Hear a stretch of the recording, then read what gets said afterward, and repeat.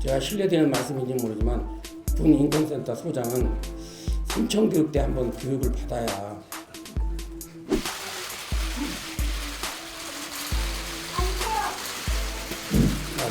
현역 장교들이 여러 경로를 통해서 저에게 보내주는 메시지가 지금 군대가 이런 식으로 가다가는 정말 전쟁을 수행할 수 없는 군대가 될 것 같다는 그런 생각과 함께 정말 우리 군대가 민병대 수준으로 전락을 했다. 현역들이 목소리를 내기 어려우니까 박 대장님께서 역할을 해주셨으면 좋겠다 하는 딱 두 가지 단어로 요약할 수가 있습니다. 하나는 평화, 두 번째는 인권입니다. 지금 이 정부가 군대에게 평화를 지속적으로 주입하다 보니까 전쟁을 잊은 군대가 됐습니다. 평화는 만들어가는 게 중요하다고 강조하지만 사실 만드는 것은 외교입니다. 평화가 실패했을 때 그때를 대비하는 게 우리 군대입니다. 군대의 특성을 무시한 그런 인권이 무분별하게 군대에 들어와가지고 이 지휘권을 행사할 수가 없는 수준까지 도달하게 됐습니다. 모름지기 군대라는 것은 불합리한 것도 합리적으로 받아들이고 그것을 신념화해서 행동하는 게 리더십의 모토입니다. 강군이었던 우리 군대가 이렇게 민병대로 전락한 것은 저는 가장 큰 책임은 국군 통수권자에게 있다고 생각을 합니다. 그러나 지금 대한민국에는 대통령은 보이지만 군 통수권자는 보이지 않고 있습니다. 저의 임무는 군 통수권자를 찾아서 자기의 임무를 확실히 수행하도록 하는 것. 저를 정치 현장으로 불러들인 것은 황교안 대표가 아닙니다. 문재인 대통령입니다. 저는 2017년 8월 9일 날 제2작전사령관에서 물러난 순간 민간인 신분이 되었습니다. 그런데 이 정부는 강제로 저를 현역 신분을 유지시켜서 군 검찰에서 수사하고 군 영창에 구속하고 군사법원에 기소를 하였습니다. 육군 대장을 포승줄로 묶어서 군사법원에 세움으로써 그것을 적폐청산의 상징으로 이용하려고 했던 겁니다. 이런 어마어마한 사법농단을 국민들은 공감병 갑질이라는 선전선동에 묻혀서 제대로 볼 수가 없었습니다. 전자팔찌를 채워서 인신을 구속했다. 제 아내를 여단장으로 대화를 했다. 공감병을 GOP로 유배보냈다. 뭐 하나 제대로 확실하게 혐의가 나온 게 뭡니까?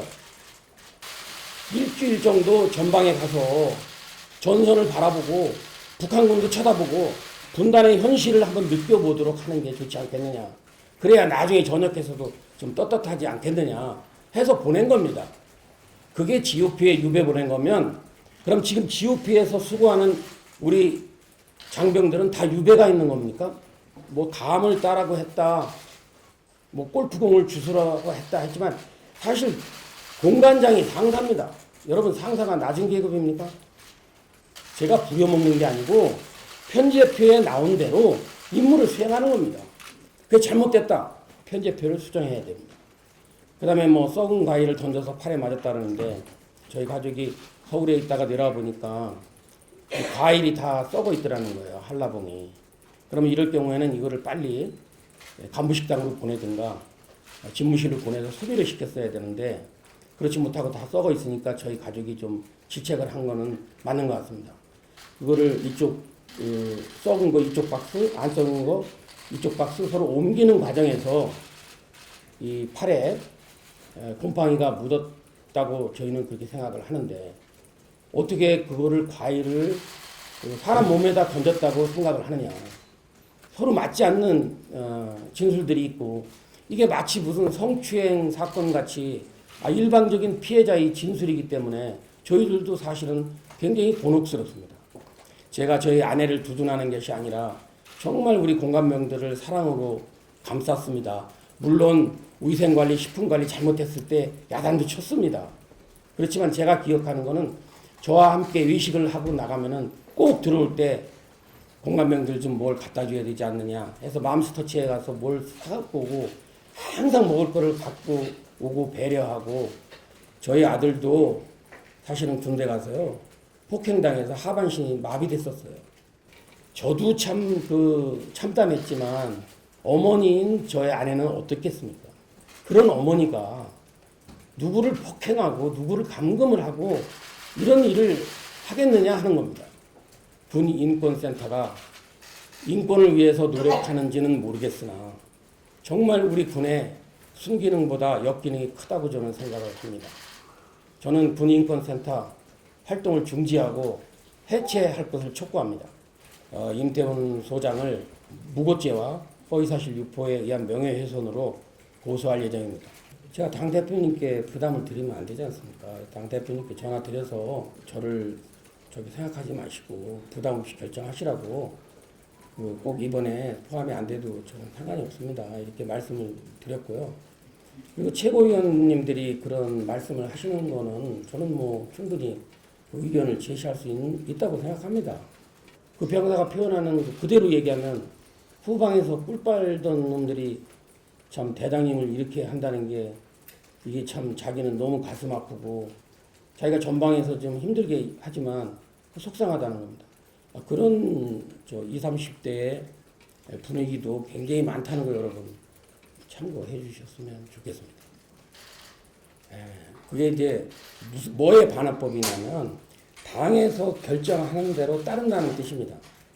당이 나를 필요로 해서 쓰겠다면 정말 제가 물불을 가리지 않고 제 역할을 하겠다는 거예요.